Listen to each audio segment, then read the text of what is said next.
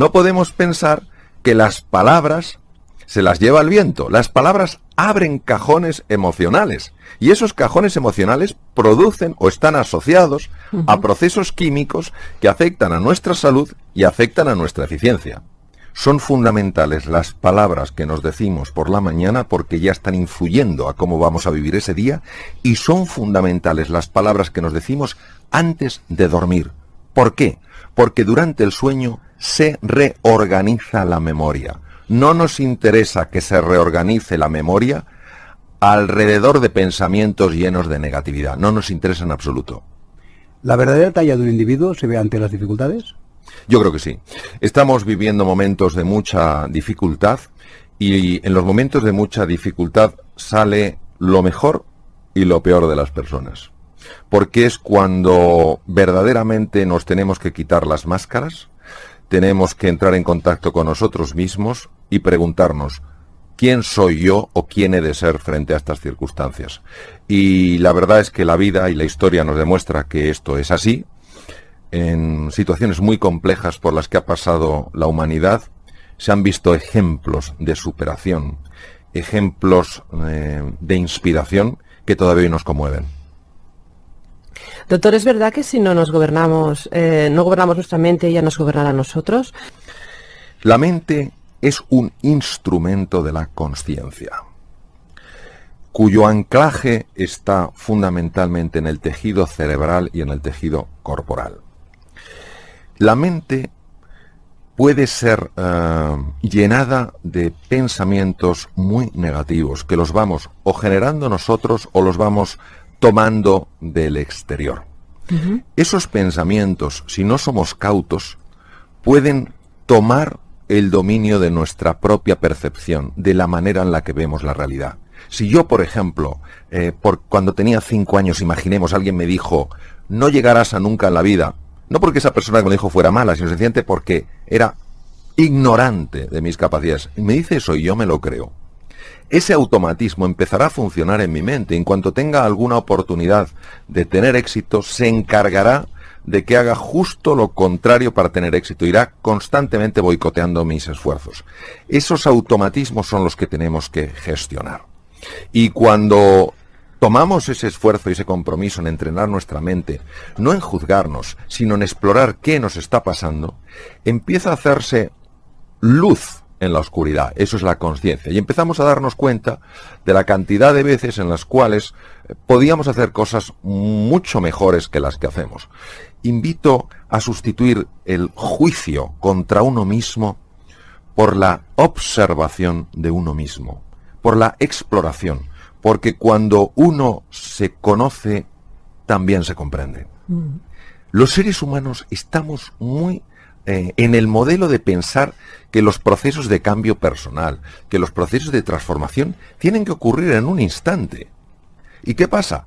Que no tenemos la paciencia para seguir trabajando sobre nosotros mismos, ni la confianza para aguardar que en un momento, el más inesperado, ese trabajo aparecerá. Cuando nosotros aceptamos que los procesos en el ser humano son complejos y llevan su tiempo, tenemos paciencia. ¿Qué es la paciencia? La paciencia sencillamente es adaptarse al ritmo natural de las cosas. Y la paciencia es amarga. Lo que pasa es que su fruto siempre es dulce. ¿Hasta qué punto el agradecimiento puede resultar sanador?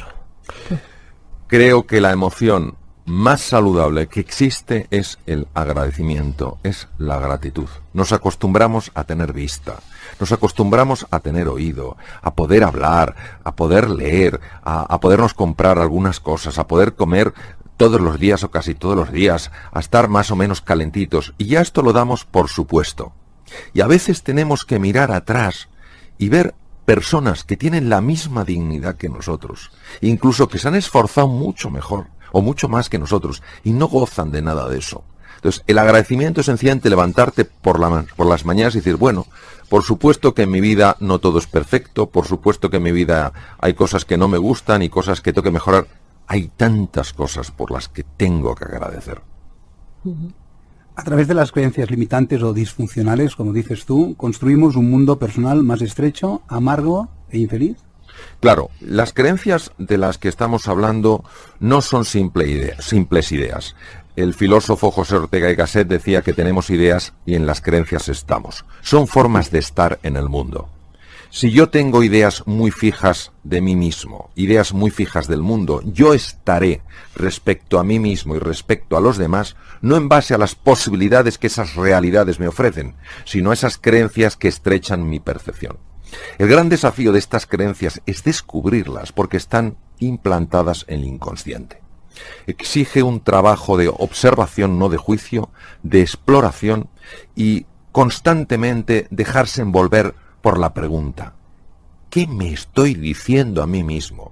¿Qué me estoy diciendo a mí misma para reaccionar de esta manera? Si nos dejamos envolver por la pregunta, si tenemos paciencia, si tenemos confianza, hay una parte de nuestra mente que buscará la respuesta y de repente un día aflora la creencia y dices, anda, pero si esto es lo que yo pensaba. En el momento en el que la creencia disfuncional aparece, suele ser tan absurda que lo primero que te quedas es perplejo. A la vez te das cuenta de que es cierto, que eso ha estado imperando en tu vida. Y bajo la luz de la conciencia, esa oscuridad sencillamente se desvanece. ¿Qué diferencia existe entre encontrar una salida o encontrar una solución? Cuando nos hallamos frente a un reto, a un desafío complejo, esto no suele ser agradable. Se genera una tensión interior, una duda de si seremos capaces de resolverlo, de encontrar una solución. Y la tendencia es a abandonar, a tirar la toalla. ¿Por qué? Porque a nadie le gusta el dolor. A nadie le gusta esta sensación de tensión. Ahora bien, cuando tú tienes un motivo fuerte, cuando tú tienes una meta poderosa, cuando estás de verdad comprometido y aguantas, sigues notando esa tensión desagradable. Pero es que ahora el cerebro se encuentra con que no le estás dando una salida fácil. Y como una de las misiones fundamentales del cerebro es protegernos del dolor, él tiene que encontrar un camino para que salgamos de ese dolor. ¿Dónde lo haya? Abriendo dos ventanas. La ventana de la inteligencia y la ventana de la creatividad. Por eso en esos momentos cuando no tiramos la toalla, antes o después se abre una puerta. ¿Tenemos, como decía Eric Fromm, miedo a la libertad? Hay una libertad operativa. La libertad operativa es que yo haga lo que quiero hacer. Que si quiero irme de este estudio, me levante y me vaya, en lugar de sentir que, que no puedo porque está la puerta cerrada. Y esa libertad nos encanta. Y a veces confundimos esa libertad con ser libre. Hay otra libertad que es la libertad interior o libertad creativa. Es aquella en la que yo elijo cómo quiero responder a aquello que me ocurre en la vida. Pondré un ejemplo. Nelson Mandela estuvo 26 años encerrado en la prisión de alta seguridad de Robben Island. No tenía libertad operativa. No la tenía, no podía ir donde él quería. Él tenía que ir donde le forzaban a ir. Sin embargo, tuvo libertad creativa. ¿Por qué? Porque decidió no odiar a sus carceleros. Y por eso, cuando fue liberado y se convirtió en el presidente de la nación sudafricana, de esa extraordinaria nación, él luchó toda su vida por la reconciliación. Eso es la libertad. La libertad interior no es hacer lo que nos venga en gana, es hacer lo que en base a la ética y en base a los valores es correcto hacer. Es por eso que dices que el precio de la libertad es la vigilancia eterna, que es una frase preciosa, claro, que citaré en algún libro seguro. Por favor, claro. Porque hay muchas seducciones, hay muchas fascinaciones en las cosas, hay muchos estímulos que de entrada nos lo prometen todo. Y es muy fácil dejarse arrastrar, es muy fácil dejarse seducir, es muy fácil dejarse fascinar. Por eso necesitamos esa libertad y decir, a ver, este estímulo me está invitando a dar de mí lo mejor, a crecer y evolucionar como ser humano. Y recordemos que crecemos y evolucionamos con los demás en el encuentro, no en el egoísmo, sino en el encuentro. O por el contrario, me está llevando a un proceso donde poco a poco voy a perder el sentido de quién soy en realidad. Por eso no es una vigilancia desde la angustia, no es una vigilancia desde la obsesión, desde la preocupación. Es una vigilancia desde el estar alerta. Lo mismo que estamos alertas, o podríamos estar alerta en relación a lo que comemos. en relación a las compañías que tienen nuestros hijos. Lo mismo necesitamos estar alerta acerca de estos estímulos. Si estos estímulos verdaderamente están fomentando el ejercicio de nuestra libertad y nuestro ideal de plenitud, o por el contrario, nos están empequeñeciendo, nos están transformando en objetos. Es curioso porque es usted científico y sin embargo habla de la potencia del alma. ¿A qué se refiere?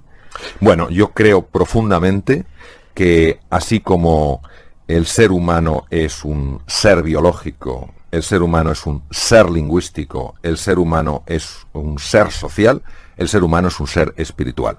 Quiero matizar muy bien qué entiendo por espiritualidad. Por espiritualidad entiendo todo aquello que me ayude a trascenderme, es decir, a salir de mi ego, a salir de mi yo, de mi mío, y todo aquello que me ayude a encontrarme con la otra persona. Para mí, la espiritualidad es absolutamente compatible con creer en la presencia y en la existencia de un Dios, como en creer en la presencia y la existencia de un ser con la misma dignidad que tengo yo, que es la otra persona, aunque no la conozca. La espiritualidad sencillamente es esa interpelación al ser humano de salirse de sí mismo y de encontrarse con la otra persona. En el libro hablas de valores con mayúsculas. Sucintamente, ¿podrías decir cuáles son los más importantes de estos valores? Digo valores con mayúscula porque una cosa son los valores que decimos y otra cosa los valores que vivimos. Vivimos muchas veces con una falsa moral, con una gran inautenticidad, decimos una cosa y nuestra vida nos desmiente por completo. Por eso valores con mayúsculas son aquellos que se transmiten con nuestra conducta, o sea, reflejan nuestra conducta. Pues hay valores, por ejemplo, como la amistad. La amistad es estar con una persona o junto a una persona no por lo que tiene, sino por lo que es como ser humano. Es luchar hombro con hombro en los momentos en los que esa persona tiene dificultades. Es transmitirle a esa persona: nunca estarás solo, nunca estarás sola. Es estar atento a lo que esa persona a lo mejor necesita y no se atreve a expresar por vergüenza, por miedo, por lo que sea. Valor es la creatividad. Valor es la creatividad es un valor en cuanto que estoy constantemente viendo qué posibilidades ofrecen las otras realidades y cómo yo puedo entrar en un juego creativo con esas posibilidades. Otro valor es la compasión que viene de la raíz conectar con la pasión, con el sufrimiento. Sencillamente es darse cuenta, trabajar, entrenarse en el arte de mirar.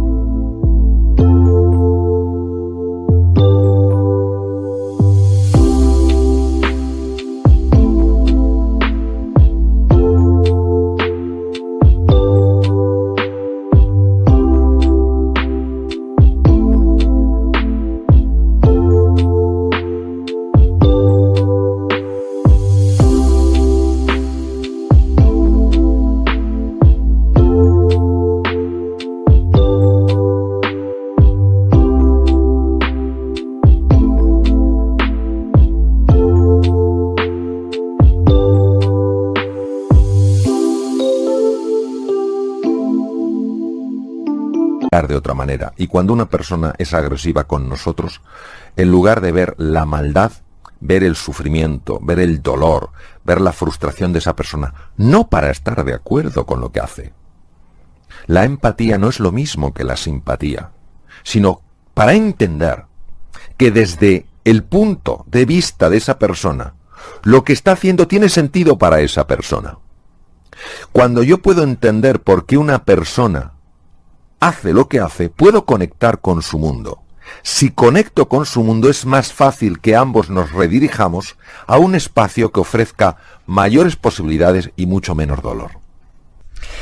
Así que influye mucho el cómo nos hablamos a nosotros mismos, ¿no? Bueno, influye tanto, porque La conversación interior, cómo nos hablamos a nosotros mismos, tiene características hipnóticas. Nos mete en un estado de trance. Tiene acceso directo a nuestro inconsciente y nos moldea la percepción de la realidad. Si yo ante una realidad determinada digo, está todo hecho, ¿para qué voy a seguir intentando encontrar un camino? Tenemos a veces una cacofonía interior con la que hay que terminar. Magnífico tema. Hay que distinguir entre ruido y sonido. El ruido mental es fruto de unos automatismos que tenemos, unos programas, por decirlo de una manera visual, que de alguna manera están constantemente repitiéndose en nuestra cabeza. Yo no puedo, yo no sé, no hay salida, ¿qué va a ser de mí?, etcétera. Y estos programas operan desde el inconsciente y afectan al propio inconsciente. Por eso es tan importante encontrar espacios donde uno de alguna manera reduzca esa cacofonía, incluso la anule.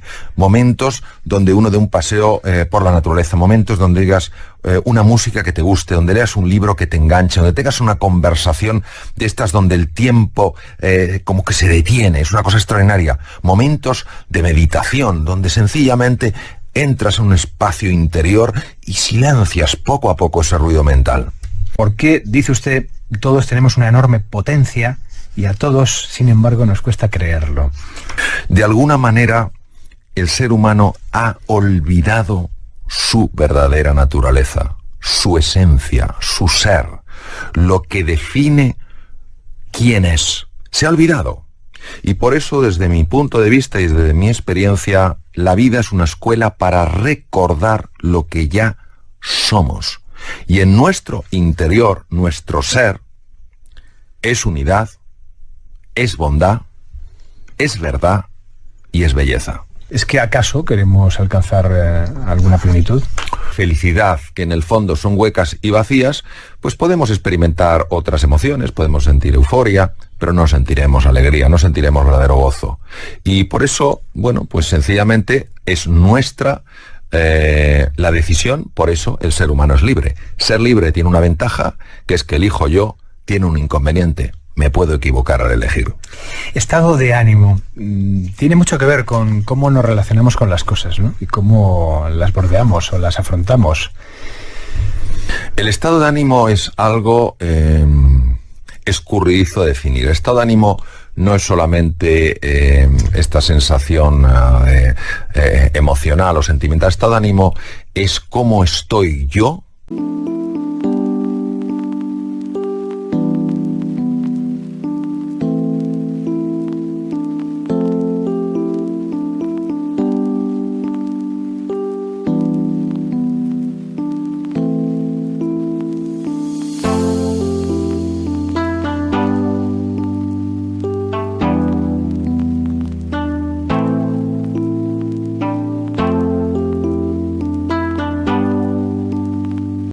en un momento determinado. ¿Cómo está mi cuerpo? ¿Cómo está mi mente? ¿Cómo está el conjunto de aquello que soy? Hay estados de ánimo que nos elevan a lo mejor de nosotros mismos. Cuando nosotros estamos desde esa atalaya, vemos las cosas con más claridad. Vemos posibilidades en el futuro que nos ilusionan y nos entusiasman. Nos sentimos más cerca de los demás, somos más generosos, somos más compasivos, somos más comprensivos, tenemos más energía, más creatividad, más claridad. Sin embargo, cuando tenemos un estado mental que nos hunde, tenemos menos capacidad de ver con perspectiva, nos tornamos irritables, nos centramos exclusivamente en nosotros, vemos a los demás como cosas, como objetos que nos pueden ayudar a conseguir las cosas o que nos las están dificultando. Por tanto, cambia por completo la relación que yo establezco conmigo mismo y con el mundo. Nosotros podemos tener un impacto tremendo a la hora de alterar nuestros estados mentales. Por supuesto, las circunstancias afectan, influyen. Lo que no hacen es determinar. ¿Qué decía Víctor Hugo? Víctor Hugo, una de las cosas que dijo fue que la tragedia de las personas no es que nos vamos a morir, no es que nos vayamos a morir, es que no sabemos cómo vivir. Entonces, este saber vivir es clave, porque cuando nosotros nos vayamos a donde nos vayamos, después de estar en este planeta azul, pues verdaderamente nos daremos cuenta de lo que es importante en la vida. Pues ¿por qué esperar a ese momento donde cambiamos de entorno, donde se abre el velo y vamos a otro sitio, el que sea? Porque si eso va a ser importante en el momento de morir, ¿por qué no es también importante en el momento de vivir?